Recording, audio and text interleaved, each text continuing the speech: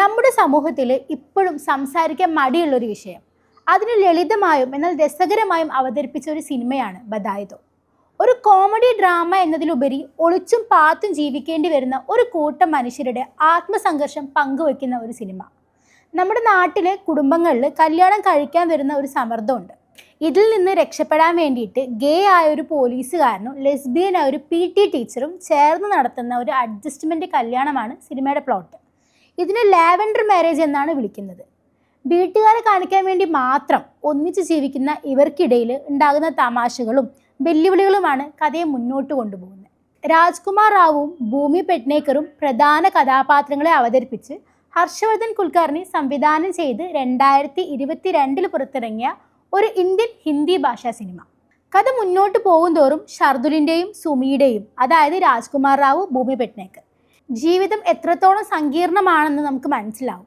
സമൂഹത്തിന് മുന്നിൽ ഭാര്യ ഭർത്താക്കന്മാരായിട്ട് നടിക്കുമ്പോഴും ഇവർക്ക് രണ്ടുപേർക്കും വേറെ പാർട്ട്നേഴ്സ് ഉണ്ട്. സുമിയുടെ ലൈഫിലേക്ക് റിംജി എന്ന പെൺകുട്ടി കടന്നു വരുന്നതോടെ അവളുടെ ലോകം മാറുന്നുണ്ട്. മറുവശത്ത് കുറച്ച് പരുക്കം പോലീസുകാരനായ ഷർദുലിന് വളരെ സൈലൻ്റായ വേറൊരു പ്രണയവുമുണ്ട്. ആരും അറിയാതെ അയാൾ അനുഭവിക്കുന്ന ഒറ്റപ്പെടലും രാജ്കുമാർ റാവു മനോഹരമായിട്ട് അവതരിപ്പിച്ചിട്ടുണ്ട്.